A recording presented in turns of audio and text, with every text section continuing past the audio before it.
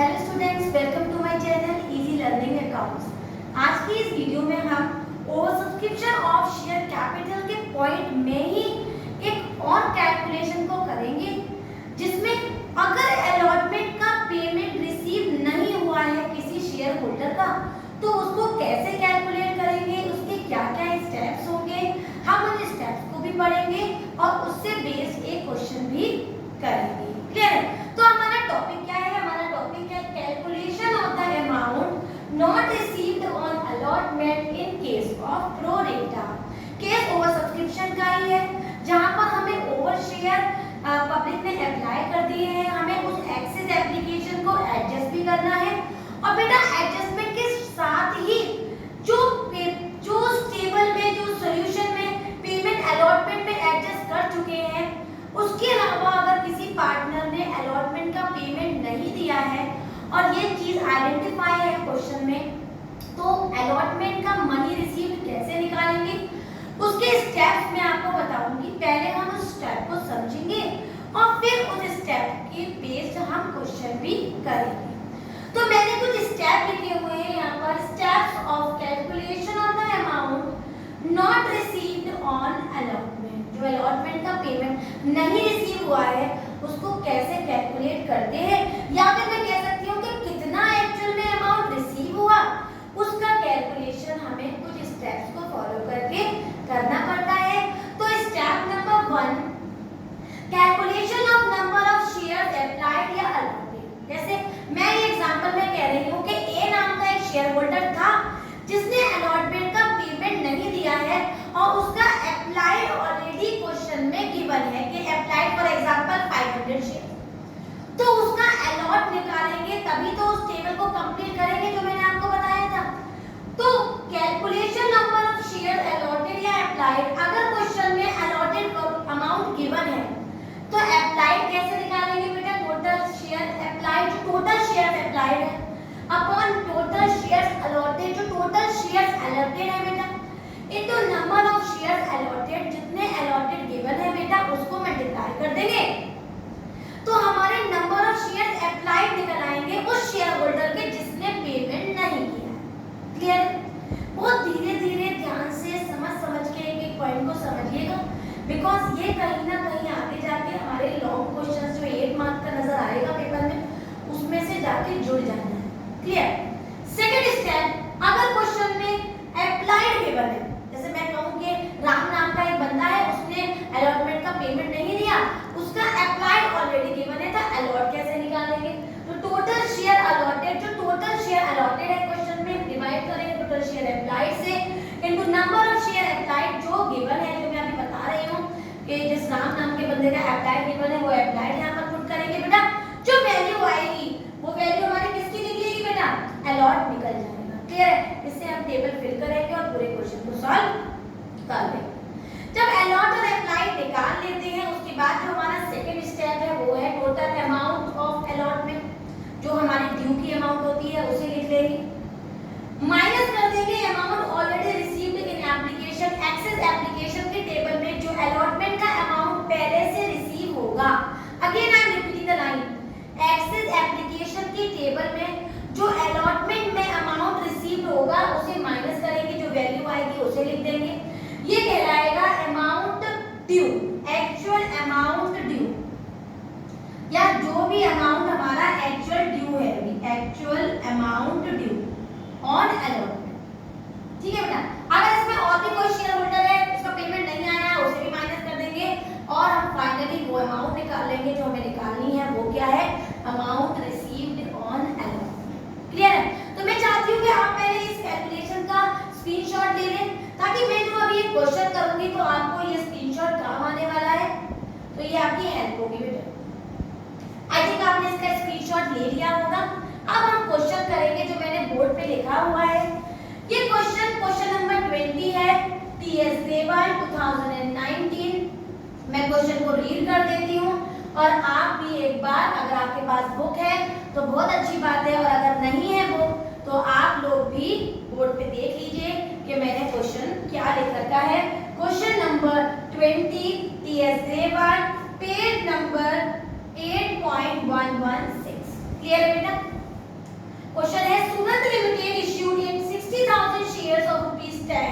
premium of 2, payable 3 on application, 5 on allotment and balance in call. Application was received for 92,000 shares. तुरंत बच्चे ने पहचान लिया कि ये तो ओवर सब्सक्रिप्शन है। और इसको अलॉट कैसे कैसे किया गया है? 40,000 शेयर्स होल्डर को अलॉट किए गए हैं 30,000, 50,000 शेयर्स को अलॉट किए गए हैं 30,000 एंड 2,000 शेयर्स को नील। आगे जो न्यू बात उन्होंने बोली है वो है Mohan who applied for 800 shares in category 1 and Sohan who allotted 600 for category 2 failed to pay the allotment money. Calculate the amount received on allotment. इसमें केवल कैलकुलेशन करा रहे हैं कि अमाउंट रिसीव्ड अलॉटमेंट का क्या होना चाहिए, लेकिन मैं आपको चारों एंट्री करके दिखाऊंगी, दोनों एप्लीकेशन की और दोनों अलॉटमेंट की। क्लियर? तो पहले हम कैलकुलेशन कर लेते हैं ताकि एंट्री फिल करने में हमें आसानी हो। मैंने आपको लास्ट 2 वीडियो से एक टेबल बना के मैं इस पेमेंट इस एक्सेस मनी को सॉल्व कर रही हूँ, वही टेबल हम दोबारा बना लेंगे। देखिए किस तरह से बनाएंगे, आप जरा ध्यान देंगे बेटा। टेबल में सबसे पहला हमारा कॉलम होता है बेटा कैटेगरी का, जो हम शॉर्ट में लिख लेते हैं। दूसरा कॉलम होता है हमारा शेयर अप्लाइड का। नेक्स्ट कॉलम होता है हमारा शेयर्स अलॉटेड का, अलॉटमेंट का नहीं बेटा, अलॉटेड का अलग डिफरेंस है बहुत। नेक्स्ट कॉलम होता है हमारा एप्लीकेशन मनी रिसीव्ड का, और जो पैसा हमें रिसीव हुआ होता है ना बेटा, उसको डिस्पोज कर देते हैं 4 कॉलम्स में, उसे कहते हैं डिस्पोजल ऑफ एप्लीकेशन मनी, या हम कह सकते हैं एक्सेस एप्लीकेशन मनी। तो पहला डिस्पोजल होता है शेयर कैपिटल में, दूसरा होता है शेयर अलॉटमेंट में, तीसरा होता है बेटा शेयर कॉल्स में, और अगर पैसा बच जाए तो रिमेनिंग पहुंच जाता है हमारा बैंक में। और इस तरह से हम पूरी टेबल को कंप्लीट कर लेते हैं। क्लियर है बेटा यहाँ तक की बात? चलिए शुरू करते हैं हम अपनी टेबल, और टेबल में हम यहाँ से वैल्यू उठाएंगे। 40,000 एप्लीकेंट को कितने अलॉट किए गए? 30,000। कितने बेटा? 30,000। तो ध्यान से देखिएगा, पहली कैटेगरी है हमारी 40,000 को कितने अलॉट किए गए? 30,000। दूसरी कैटेगरी बेटा हमारी 50,000 अलॉटमेंट एप्लीकेंट को कितने अलॉट किए गए? 30,000। और बेटा थर्ड कैटेगरी में कह रहे हैं कि 2,000 एप्लीकेंट को नील अलॉट किए गए हैं, मतलब कुछ भी अलॉट नहीं किया गया, सीधे सीधे उनके पैसे को कर दिया रिजेक्ट, मतलब रिफंड, मतलब भगा दिया कि तुम्हें हम नहीं लेंगे। ठीक है, तो अब इसको कैसे सॉल्व करेंगे? मैंने अप्लाइड की जगह अप्लाइड लिख दिया और अलॉट की जगह अलॉट, और इनका एडिशन वही आएगा जो क्वेश्चन में है। तो कितने हमने कॉल किए थे? 60,000। कितने आ गए बेटा? 92,000। और यही बात कह रहा है हमारा क्वेश्चन। इसको मैं आगे क्यों बढ़ा रही हूँ आप सोच रहे होंगे, क्योंकि इसमें हमारे पास 2 एक्स्ट्रा इंफॉर्मेशन है, इसलिए मैं इसको आगे बढ़ाऊंगी। जो पॉइंट मैंने आपको सिखाया था, शॉर्टकट सिखाया था, वो क्या था? एप्लीकेशन को मल्टीप्लाई करते हैं और थर्ड कॉलम फिल कर देते हैं, और उसी एप्लीकेशन के अमाउंट को थर्ड कॉलम से फिल करते हैं और फिफ्थ कॉलम को कंप्लीट कर लेते हैं। तो कैसे, एक बार और देख लीजिए। हमारी एप्लीकेशन कितने की है बेटा? 3 रुपए की है, तो 3 से मल्टीप्लाई करेंगे यहाँ पर, और इसको ऐड किया तो ये हो गया 120, इसको किया तो बेटा ये हो गया हमारा 150, और 2 को किया तो बेटा ये हो गया हमारा 6। कोई प्रॉब्लम यहाँ तक नहीं? अब क्या करेंगे? वैसे तो यहाँ वाली अमाउंट बेटा प्रो रेटा से निकलती है, लेकिन मैंने एक आपको शॉर्टकट बता रखा है, वो क्या है? एप्लीकेशन की अमाउंट उठाएंगे और इस कॉलम में भी मल्टीप्लाई कर देंगे। तो एप्लीकेशन 3 का है, 30,000 into 3 ये हो गया 90,000, 30,000 into 3 ये भी हो गया 90,000। और बेटा जो चीज नील वाली होती है उसे हम आगे नहीं ले जाते, सीधे उसे हम बैंक में ले जाते हैं। सीधे कहाँ ले जाते हैं बेटा?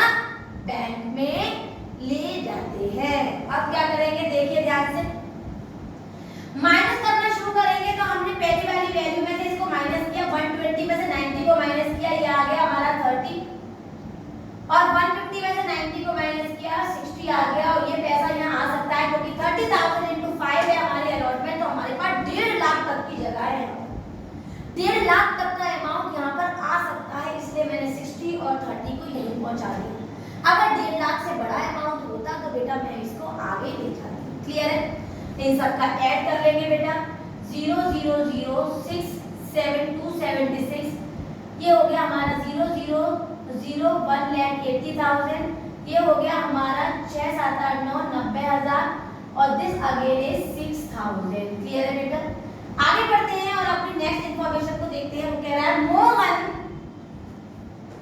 मोहन नाम का एक बंदा है जो कि कैटेगरी 1 का है, उन्होंने खुद बताया है ये कैटेगरी 1 का बंदा है, और सोहन कैटेगरी 2 का बंदा है। अगर आपका मन ना हो तो आप एरो ना लगाएं, क्योंकि जरूरी नहीं होता एरो लगाना। मैंने तो सिर्फ और सिर्फ आपकी वजह से यहाँ पर एरो लगा दिया है, नहीं तो आप 1 और 2 लेकर भी काम चला सकते हैं। Mohan who applied 800 share, applied में लिखूंगी मैं 800, एंड सोहन हु अलॉटेड 600 में सोहन में लिख दूंगी 600। क्लियर है बेटा यहाँ तक की बात? कोई प्रॉब्लम? फेल टू पे द अलॉटमेंट मनी, उन्होंने अलॉटमेंट का पेमेंट नहीं दिया। तो पहले मैं इस टेबल को फिल कर लेती हूँ बिल्कुल उसी तरह से जैसे मैंने ऊपर वाली फिल की थी, और उसके बाद मैं एंट्री में आपको बताऊंगी कि हमें क्या करना है। क्लियर है? तो मुझे ये वाली अमाउंट निकालनी है। मैंने अभी आपको जो स्टेप्स दिखाए थे, अगर आपने स्क्रीनशॉट लिया है, स्टेप नंबर 1 देखिए। When applied is given, जब applied given होता है तो उसी कैटेगरी का अलॉटमेंट ले लेते हैं। तो क्या formula? Total allotment upon total applied into total number of shares applied. Clear है? तो टोटल अलॉटेड कितने हैं बेटा? 30,000, अप्लाइड कितने हैं बेटा हमारे? 40,000, और मल्टीप्लाई किससे करना है? 800 से। ये हमने कौन सा स्टेप फॉलो करा है? स्टेप 1। मैं आपको आइडेंटिफाई करा देती हूँ ताकि आप अच्छी तरह भूले ना इस बात। और ये वैल्यू आ गई बेटा हमारी 6,000, ये हमने अभी दिखा दी है। क्लियर है? सेकंड स्टेप में सेम स्टेप फॉलो करेंगे। उसमें जो दूसरा फॉर्मूला लिखा हुआ था, जब हमें अप्लाइड निकालनी होती है तो उसी कैटेगरी की वैल्यू को आप लिख देते हैं। मतलब ये डैश है और इसी वाली कैटेगरी को हमने ऊपर लिखा value 50,000, total number of share allotted that is 30,000 into number of shares allotted वो है 600। 2 0 से 2 0 चले गए, 1 2 1 2, दिस इज 2, और ये आ गया बेटा हमारा 1,000। तो हमने स्टेप 1 फॉलो किया, अपनी वैल्यू को निकाल लिया। आई थिंक अब आपको स्टेप 1 समझ में आ गया। इसी स्टेप 1 को कंप्लीट करने के बाद हम इस टेबल को फुल करेंगे। 800 को 3 से मल्टीप्लाई करेंगे तो कितना आ जाएगा? 2400। 600 को 3 से करेंगे वैल्यू आएगी 1800, और 2400 में से 1800 को माइनस करेंगे वैल्यू आएगी 600। क्लियर है बेटा यहाँ तक की बात? सिमिलरली इसी स्टेप को फॉलो करते हैं, नेक्स्ट स्टेप फॉलो करेंगे। 1000 × 3 आ जाएगा बेटा हमारा 3000, 600 × 3 आ जाएगा 1800, और इसको माइनस करेंगे वैल्यू आएगी 500। तो मैं मान के चल रही हूँ कि बच्चों को ये वाली पॉइंट समझ में अच्छी तरह से आ। अब मैं यहाँ पर अलॉटमेंट मनी रिसीव्ड और निकाल लेती हूँ। या फिर ऐसा करती हूँ कि पहले मैं आपको एप्लीकेशन की 2 एंट्री बता देती हूँ ताकि आपको एंट्री करने में प्रॉब्लम ना। तो अगर मैं इस टेबल के बाद एंट्री करूंगी तो बेटा हमारी पहली एंट्री क्या हो जाएगी? Bank account debit to share application account. Narration क्या था बेटा इसका? Being excess application money receive. Clear है बेटा? अगर आप भूल रहे हैं एंट्री तो एक बार वीडियोस को देखिए और एंट्रीज को अच्छी तरह से याद कर लीजिए। पहली एंट्री में एक्सेस मनी में हमें सीधे अमाउंट उठाएंगे। अमाउंट रिसीव्ड वाली कोई कैलकुलेशन करने की जरूरत नहीं है, सीधे अमाउंट उठाओ और लिख दो 276 और 276। टेबल बनाने का यही फायदा होता है कि हमें दोबारा कैलकुलेशन नहीं करनी पड़ती। क्लियर? और नेक्स्ट एंट्री हमारी क्या होती है? Share application account debit. समझ में नहीं आ रही है एंट्री? फिर कह रही हूँ वीडियो नंबर 63 देखिए, उसमें मैंने फॉर्मेट में आपको एंट्री लिखवा रखी है। शेयर एप्लीकेशन अकाउंट डेबिट, जहां जहां आपने डिस्पोज किया है वहां डिस्पोजल उठा लो। To share capital account, to share allotment, call में कुछ नहीं था तो to bank account. Amount fill कर दो बेटा, ऊपर आएगी 276। हमारे पास शेयर कैपिटल में दे रखी है 1,80,000, हम भी लिख देंगे 180। शेयर अलॉटमेंट में 90 है, हमने भी लिख दिया 90, और बैंक में है 6,000 और हमने भी लिख दिया। Debit side is equal to credit side. Narration लिखेंगे being excess application money adjusted. क्या लिखेंगे बेटा? Being excess application money adjusted. अब नेक्स्ट 2 एंट्रीज क्या होंगी उसको देख लेते हैं। यहीं पर कंटिन्यू कर देती हूँ ताकि आपको सारी बात टेबल के अकॉर्डिंग वर्डिंग समझ में आने लगे बेटा। तो हमने क्या कह रहे हैं कि पहले हम सिंपल अलॉटमेंट की ड्यू की एंट्री करेंगे, और ड्यू की एंट्री क्या होती है बेटा? Share allotment account debit, clear है? टू शेयर कैपिटल अकाउंट, और इसका भाई प्रीमियम हमें दे रखा है तो प्रीमियम जरूर लिखेंगे, to security premium reserve account being allotment money due. कितना कितना निकालेंगे बेटा? 2 रुपए की हमारे पास प्रीमियम थी, सारी कॉल हमारे पास 5 रुपए की थी, और हमारे पास एक्चुअल कॉल कितने की हो गई? 3 की। तो 60,000 इंटू 5 कितने हो गए बेटा? 3 लाख। 60,000 इंटू 2 कितने हो गए बेटा? 60,000 इंटू 2 1,20,000, और 60,000 इंटू 3 दैट इज 1,80,000। तो ड्यू की एंट्री में मैंने प्रीमियम में लिख दिया, एक्चुअल में लिख दिया, और टोटल करके 5 को हमने शेयर अलॉटमेंट की डेबिट साइड लिख दी। अब हमारी जो नेक्स्ट एंट्री होनी चाहिए, पहले मैं केवल एंट्री लिख देती हूँ, वो होनी चाहिए bank account debit to share allotment account. और यही हमसे पूछ रहा है कि अलॉटमेंट की अमाउंट निकालो बीइंग अलॉटमेंट मनी रिसीव। इसको मैं कैसे निकालूंगी जरा आप बहुत ध्यान से देखना। यहाँ पर मैं स्टेप 2 फॉलो कर रही हूँ। क्या कर रही हूँ बेटा? स्टेप 2। स्क्रीनशॉट लिया था तो स्टेप 2 देखिए, नहीं लिया था तो वीडियो को बैक करके एक बार देखिए कि हमने स्टेप 2 में क्या लिखा। तो कैलकुलेशन कर रही हूँ मैं, यहाँ पर ध्यान से देखना। Total amount of allotment money, तो टोटल अमाउंट कितना दे रखा है बेटा? हमारा 3 लाख। कितना दे रखा है बेटा? 3 lakh less already received in application excess money. Excess money में एप्लीकेशन के टाइम पर अलॉटमेंट कितना रिसीव हो गया था? देखिए 90,000, तो 90,000 यहाँ से क्या देंगे हम? माइनस। तो हमारी एक्चुअल ड्यू वैल्यू कितनी निकल आएगी? Actual allotment due 2,10,000। अब एक एक करके मोहन को और सोहन को भी उठाते हैं। देखिए टोटल अमाउंट ऑफ मोहन, देखिएगा ध्यान से, मोहन का अमाउंट किससे निकालेंगे? 600। एट द रेट ऑफ कितने थे अलॉटमेंट के? 5। तो 600 इंटू 5 600 इंटू 5 इक्वल्स टू 3,000।